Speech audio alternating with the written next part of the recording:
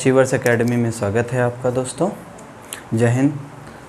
हम लोग मुद्रास्फीति के आगे के बारे में डिस्कशन कर रहे हैं। ये हमारा थर्ड लेक्चर है। तो मुद्रास्फीति में हम लोगों ने अभी तक उसका जो कॉन्सेप्चुअल पोर्शन था वो, और उसके साथ साथ कुछ फैक्ट वो हम लोगों ने कवर किए। 2 लेक्चर्स हो चुके हैं मुद्रास्फीति के, जो बेसिक्स के बारे में जानकारी थी। तो हम लोग आगे डिस्कशन करते हैं। हमारा लेक्चर यहाँ से कि मुद्रास्फीति के कैलकुलेशन में WPI को क्यों प्रतिस्थापित किया गया और CPI क्यों इंट्रोड्यूस किया गया। तो यहाँ पर सबसे पहले हम देखेंगे WPI को, थोक मूल्य सूचकांक को प्रतिस्थापित करने के कारण या रिमूव करने के कारण, प्रतिस्थापित करने के कारण हम लोगों ने पहले भी कुछ रीजन्स डिस्कस किए थे, उन्हीं को बस ब्रीफ देंगे ताकि एक माइंड मैप तैयार हो जाए कि WPI को क्यों प्रतिस्थापित किया गया CPI के द्वारा। तो इसमें कुछ बेसिक्स पॉइंट हैं, सबसे पहले हम उनके बारे में डिस्कशन कर लेते हैं। WPI जो होता है, हमने बताया था कि WPI जो होता है वो वस्तुओं की कीमतों में जो थोक स्तर पर परिवर्तन होते हैं उनको मेजर करता है, ना कि खुदरा स्तर पर। तो इसकी सबसे बड़ी कमी थी कि जो WPI होता है वस्तुओं की कीमतों में होने वाले परिवर्तन को थोक स्तर पर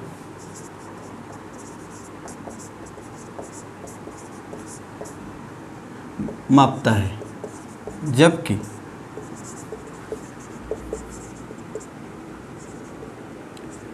जो CPI है हमारा, वो एक व्यक्ति जो होता है वो यूनिट के, एक इकाई के स्तर पर उपभोग करता है, ना कि थोक स्तर पर। तो जो हमारा CPI है वो खुदरा स्तर पर, मतलब व्यक्तिगत स्तर पर कीमतों में होने वाले परिवर्तन को, खुदरा स्तर पर होने वाले कीमतों में परिवर्तन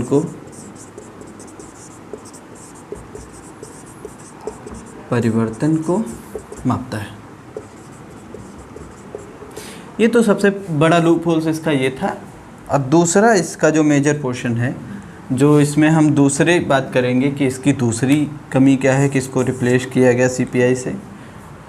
जो WPI होता है, होलसेल प्राइस इंडेक्स जो होता है, वो बेसिकली हमारा जो इसमें मैन्युफैक्चरिंग आइटम्स कवर्ड होते हैं, जबकि सर्विस सेक्टर को इसमें कैलकुलेट नहीं किया जाता। मतलब क्या है, विनिर्माण जो क्षेत्र है या विनिर्मित वस्तुओं को इसमें बहुत महत्व दिया गया है, लेकिन सेवाओं को महत्व नहीं दिया गया है। तो हम इसमें जब देखेंगे कि जैसे कम्युनिकेशन, संचार और उसके शिक्षा, स्वास्थ्य, ये सब सेवाओं के क्षेत्र में आते हैं। अगर इस क्षेत्र को WPI मेजर नहीं करेगा, जो कि एक इंडिविजुअल, एक व्यक्ति की इनकम का बड़ा हिस्सा शिक्षा, स्वास्थ्य और संचार पर व्यय होता है, इसलिए इसमें कैलकुलेट अगर नहीं किया जाएगा तो इसकी एक बड़ी कमी निकल के आएगी। मतलब इसमें सेवाओं का शामिल ना होना भी शामिल था। तो जब सेवाएं शामिल नहीं होंगी, सेवाओं का शामिल ना होना, इसका बड़ा रीज़न था इसको प्रतिस्थापित करने का। और जो हमारा तीसरा, जो और सबसे इम्पॉर्टेंट है, इसमें जो चीज़ें थी, सेवाएं जो हैं वो महत्वपूर्ण हिस्सा होती हैं हमारी। सेवाएं हमारे उपभोग का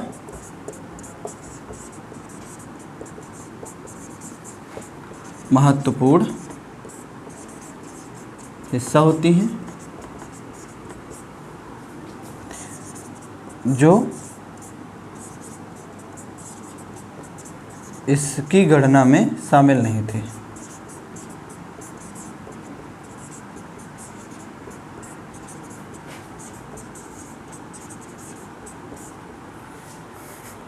तो ये हमारी कुछ इसको रिप्लेस करने के कुछ रीजंस थे। तो ये हमारा WPI का प्रतिस्थापन हो गया। इसके आगे हम डिस्कशन करते हैं कुछ इसी से रिलेटेड है, कोर इंडस्ट्री।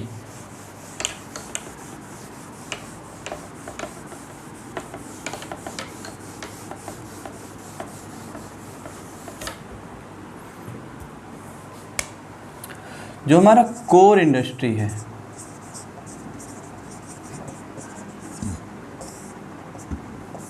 उसमें देखिए 8 मेजर पोर्शन है, 8 मेजर इंडस्ट्री जो हमारी अर्थव्यवस्था को एक शेप देते हैं, आगे विकास करने के लिए बहुत ही रिक्वायर्ड चीज़ें होती हैं।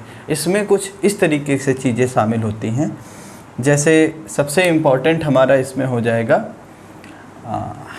रिफाइनरी,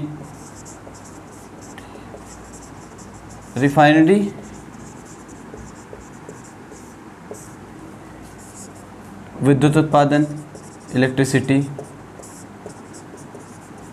2 नंबर हो गया।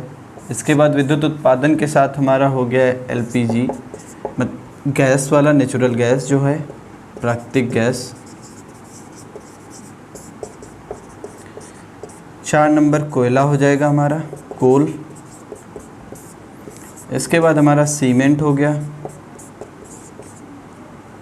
और उसके बाद हमारा कच्चा तेल हो गया। फिर हमारा उर्वरक हो जाएगा, 1 2 3 4 5 6 7। उर्वरक के बाद जो हमारा बचता है, इसमें जो हमारा मेजर पोर्शन बचा वो हमारा हो जाएगा रसायन वाला। ये मेजर पोर्शन हो गए।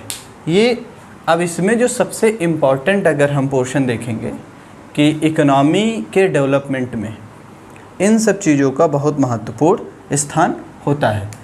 तो ये हमारी कोर इंडस्ट्री हो गई। आगे हम डिस्कशन करते हैं किस तरीके से आगे बढ़ा जाता है इसमें।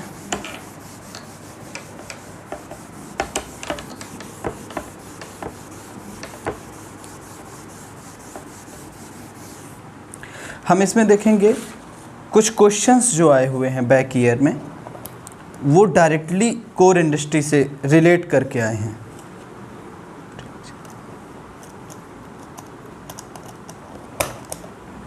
इसमें एक क्वेश्चन आया हुआ है, इंडेक्स ऑफ 8 कोर इंडस्ट्री किसको सर्वाधिक महत्व दिया गया है? कोयला, इलेक्ट्रिसिटी, उर्वरक, इस्पात। ये 4 ऑप्शन थे। देखिए हम क्वेश्चन को नोट कर देते हैं।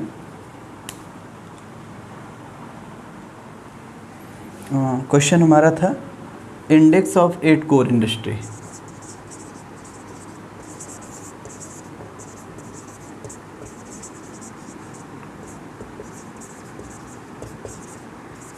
में किसको सर्वाधिक महत्व दिया गया है?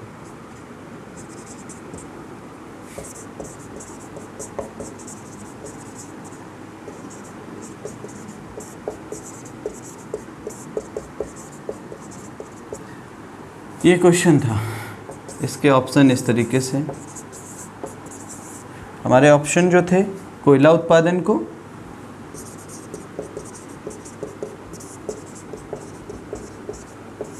कोयला उत्पादन के बाद इलेक्ट्रिसिटी, विद्युत उत्पादन, उसके बाद जो है हमारा उर्वरक उत्पादन, और उसके बाद जो हमारा चौथा ऑप्शन था वो हमारा इस्पात उत्पादन।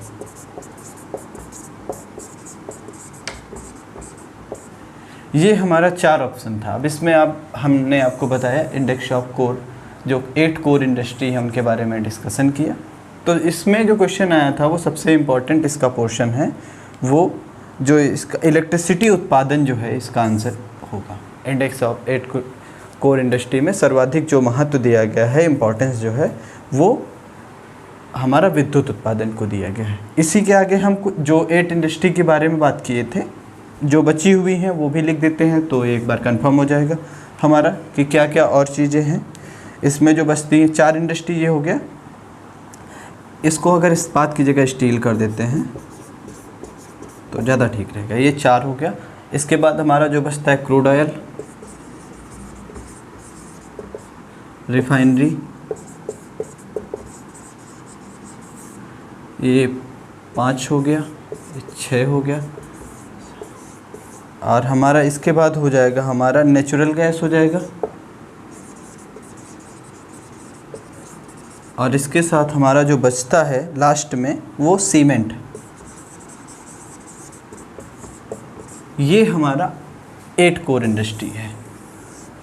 अब यहीं से एक टॉपिक निकल के आता है, इसका आप लोग चाहें तो एक स्क्रीनशॉट ले लीजिए इसका, ताकि आपको ये 8 कोर इंडस्ट्री जो है वो पता चल जाए कि क्या क्या होती है। एक बार फिर से मैं रिवीजन करवा दे रहा हूँ इसका। इसमें crude oil, refinery, natural gas, cement, कोयला उत्पादन, विद्युत उत्पादन, उर्वरक और स्टील, ये 8 इंडस्ट्री होती हैं हमारे देश में। इनको कोर इंडस्ट्री कहा गया है। यहीं से एक कॉन्सेप्ट निकल के आता है जिसको हम लोग कोर इन्फ्लेशन कहते हैं। देखिए, कोर इन्फ्लेशन बहुत आसान टर्म है एक बार समझने के लिए। अगर हम देखें तो क्या होता है कोर इन्फ्लेशन।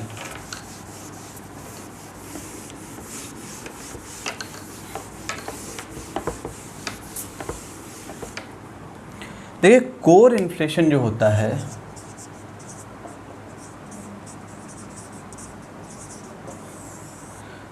कुछ ऐसी वस्तुएं होती हैं जिनकी कीमतें बहुत तेज़ी से गिरती और बढ़ती हैं। जब मान लीजिए कि अगर हम इन्फ्लेशन कैलकुलेट करते समय, मान लीजिए जो बास्केट ले रहे हैं, जैसे CPI कैलकुलेशन कर रहे हैं, और कुछ ऐसी वस्तुएं हैं जिनकी कीमतों में बहुत तेज़ी से उतार चढ़ाव होता है, अगर उनको हम हटा देते हैं, उस बास्केट से हटा देते हैं, तो अब हम उसे कोर इन्फ्लेशन कहते हैं। तो सिंपल परिभाषा में हम इसको कहेंगे कोर इन्फ्लेशन, जब मुद्रास्फीति की गणना में लिए गए बास्केट में रखी गई उन वस्तुओं को जिनकी कीमतों में बहुत तेज़ी से परिवर्तन होता है, अगर हम उसको हटा देते हैं तो बची हुई जो वस्तुएं होती हैं, अगर उनके इन्फ्लेशन को काउंट करते हैं तो हम उसे कोर इन्फ्लेशन कहते हैं। तो ये हमारा मेजर पोर्शन इन्फ्लेशन का ख़त्म हो जाता है। यहाँ से कुछ क्वेश्चंस और हैं जो एग्ज़ाम्स में आए हुए हैं, हम उनके बारे में डिस्कशन कर लेते हैं। क्वेश्चन जो हमारा है, एक क्वेश्चन है consumer price index number for industrial worker. ये हमने आपको पढ़ाया है, CPI consumer price index number for industrial worker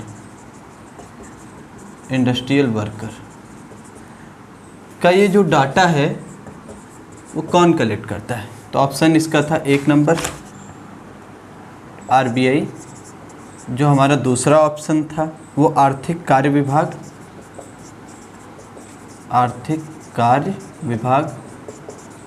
और जो हमारा तीसरा ऑप्शन था वो श्रम ब्यूरो, और जो हमारा चौथा ऑप्शन था वो था कार्मिक और प्रशिक्षण विभाग।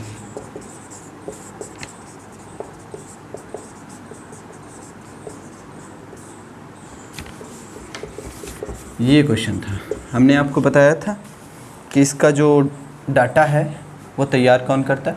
इसमें ऑप्शन ये था श्रम ब्यूरो। मतलब श्रम ब्यूरो जो होता है इंडस्ट्रियल वर्कर, एग्रीकल्चरल वर्कर, इनका डाटा ये तैयार करता है। ये क्वेश्चन था, UPSC में आया हुआ क्वेश्चन था, इसका ऑप्शन ये है।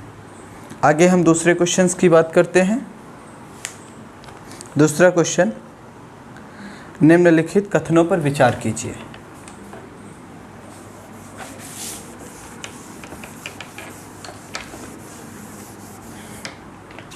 निम्नलिखित कथनों पर विचार कीजिए। मुद्रास्फीति रीढ़ियों को लाभ पहुंचाती है।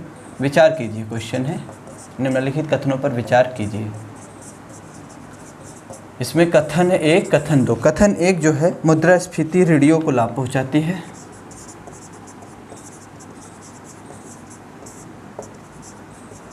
रीढ़ियों का मतलब जो ऋण लेने वाले होते हैं, रीढ़ियों को लाभ पहुंचाती है।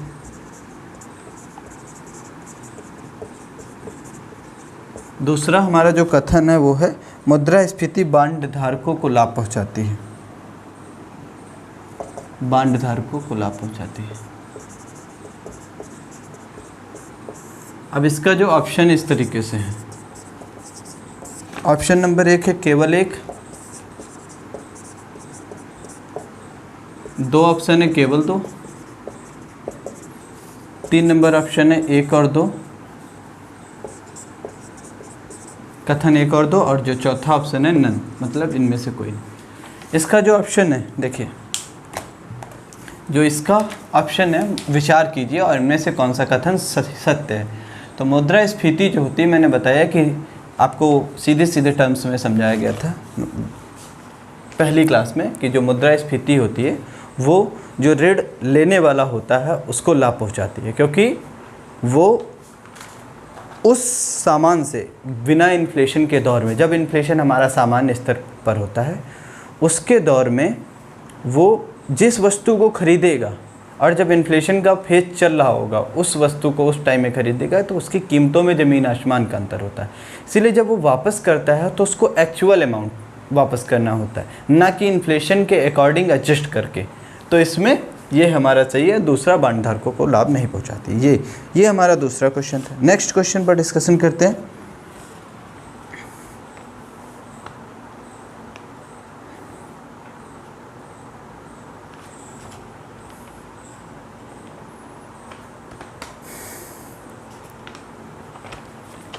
नेक्स्ट हमारा जो क्वेश्चन है,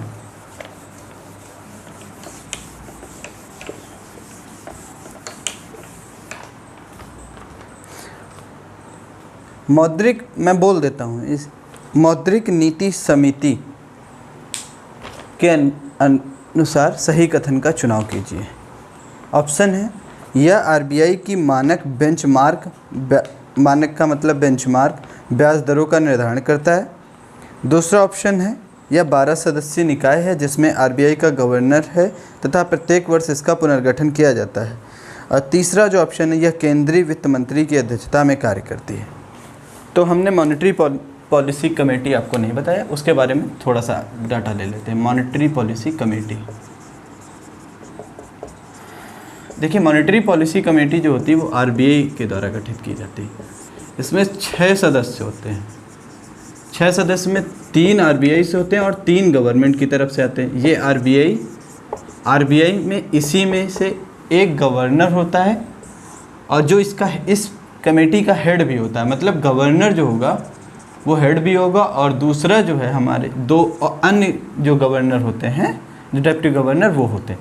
लेकिन और जो ये 3 होते हैं ये गवर्नमेंट की तरफ से आते हैं। गवर्नमेंट की तरफ से आने का मतलब ये मिनिस्टर नहीं आएंगे इसमें कुछ एक्सपर्ट्स आएंगे, यूनिवर्सिटीज़ के प्रोफेसर्स आ सकते हैं या अदर जो इकोनॉमी के जानकार होते हैं वो आते हैं। तो ये एक 6 सदस्यीय निकाय होती है। तो दूसरा ऑप्शन जो हमने दिया था ये 12 सदस्यीय निकाय, इसमें वीटो जो होती है वो गवर्नर को होती है। गवर्नर को होने का मतलब क्या है, अगर मान लीजिए कि 50-50% किसी बात को लेकर वोट पड़ते हैं तो जिस पक्ष में गवर्नर होगा उसकी बात का पालन किया जाएगा। ठीक है, ये इन्फ्लेशन का निर्धारण करती है। तो ये हमारा एक मॉनेटरी पॉलिसी कमेटी का रिव्यू रहा कि इसमें 6 सदस्य होते हैं, आरबीआई गठित करती है और इसमें गवर्नर वीटो को होता है और ये मॉनेटरी पॉलिसी जो होती है, मौद्रिक नीति होती हैं, उनका निर्धारण करती है, जिनके द्वारा इन्फ्लेशन और कितनी मुद्रा सर्कुलेशन में रखनी है, इन सब चीज़ों का निर्धारण किया जाता है। ठीक है, और ये जो होते हैं वो बेंचमार्क भी निर्धारित करती है। मतलब कहने का मतलब ये जो रेपो रेट, जो आगे बैंक में पढ़ेंगे, बैंकिंग में repo rate, reverse repo rate, bank rate, marginal standing facility, इन सब चीज़ों का भी यही निर्धारण करती है। तो ये हमारा मॉनेटरी पॉलिसी कमेटी छूटा हुआ था, हमने इसके बारे में मोटा मोटा डिस्कशन कर लिया। तो आज के लिए दोस्तों हम यहीं तक रोकते हैं। इन्फ्लेशन एक मेजर पोर्शन था जिसको हमने आज बाइंड अप किया। कल हम लोग एक नए टॉपिक के साथ आएंगे। धन्यवाद दोस्तों, जय हिंद।